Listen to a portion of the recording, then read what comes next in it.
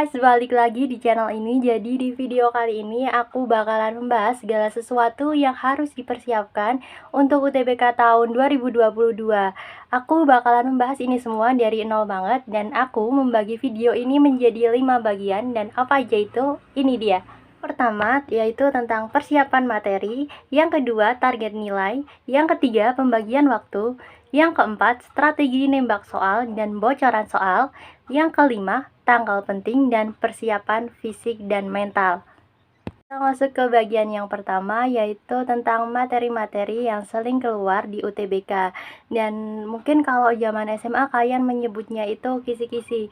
Dan disclaimer dulu, LTMPT itu nggak pernah ngeluarin yang namanya kisi-kisi. Tapi kisi-kisi ini aku dapetin dari halaman belakang buku Wangsit. Dan ini kisi-kisi untuk TPS. Itu semua materi TPS yang sering keluar di SBMPTN. Tapi aku sarankan ke kalian untuk TPS lebih baik untuk memperbanyak latihan soal dan tryout agar kalian itu terbiasa dengan situasi saat UTBK. Dan aku ada data tentang jumlah soal dan waktu yang diberikan saat SBMPTN.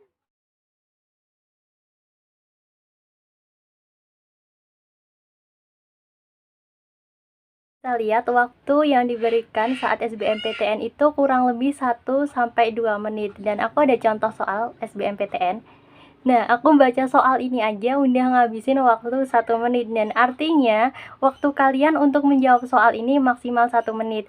Dan waktu 1 menit ini bisa kalian maksimalin kalau kalian sering latihan soal dan tryout. Ya, materi yang sering keluar di TKA, ini untuk Saintek. Dan ini untuk Sosum.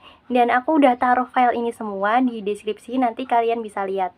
Ini ada data dari LTMPT tentang statistik nilai UTBK tahun 2021. Kalian bisa lihat nilai maksimalnya itu 1000, dan di tahun 2021 banyak yang mendapatkan nilai 1000. Artinya nilai 1000 ini bukan sesuatu yang mustahil untuk didapatkan. Dan tipe soal UTBK itu beragam, ada yang mudah, sedang, dan susah. Dan ini semua bergantung pada tingkat belajar kalian. Kalau kalian nggak belajar, kalian akan menganggap semua soal UTBK itu susah. Tapi sebaliknya, kalau kalian sering latihan soal, kalian sering tryout, bukan tidak mungkin kalian akan menganggap semua soal UTBK itu mudah dan kalian berhak untuk mendapatkan nilai 1000. Oke, kita masuk ke bagian yang kedua, yaitu target nilai. Dan untuk menentukan target nilai, nilai yang bisa menjadi acuan yaitu nilai tahun 2019 dan nilai UTBK tahun 2021. Nah, kenapa 2020 enggak? Karena subtes di tahun 2020 itu berbeda dengan subtes di tahun 2022. Jadi di tahun 2020 hanya ada subtes TPS karena waktu itu COVID lagi tinggi banget, dan LTMPT memutuskan untuk mengurangi subtes agar waktu pengerjaannya itu berkurang. Dan untuk tahun 2021 dan 2022 ada sedikit perbedaan, tapi secara garis besar itu sama.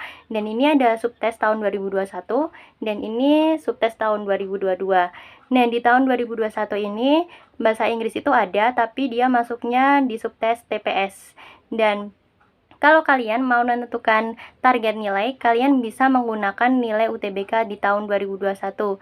Dan kalau kalian mau nyari data nilai tahun 2021, kalian bisa ke websitenya ini.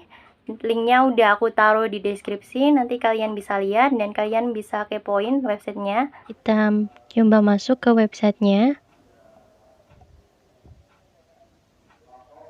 Nah, di sini ada kolom buat perguruan tinggi dan juga prodi. Kita nyoba masukin Institut Teknologi Bandung. Dan buat prodinya, kita nyoba masukin FMIPA. Kita search. Dan di sini udah lengkap banget, ada data-data nilai UTBK 2021 yang lolos ke FMIPA ITB.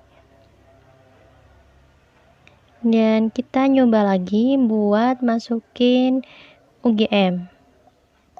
Dengan prodi atau jurusannya kita nyoba kedokteran. Oke, kita search. Dan ini udah lengkap banget data-data mengenai nilai UTBK tahun 2021 yang lolos ke UGM. Oke, kita masuk ke bagian yang ketiga, yaitu pembagian waktu.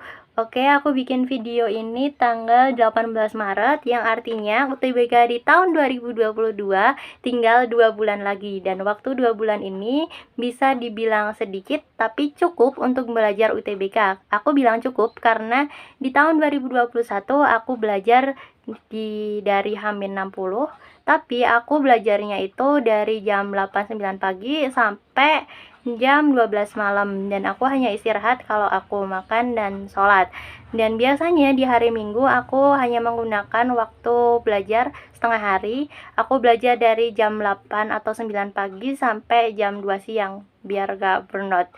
Dan waktu 60 hari ini bisa kalian maksimalin buat belajar UTBK kalau kalian bisa membagi waktu. Nah, buat pembagian waktunya bisa kayak gini.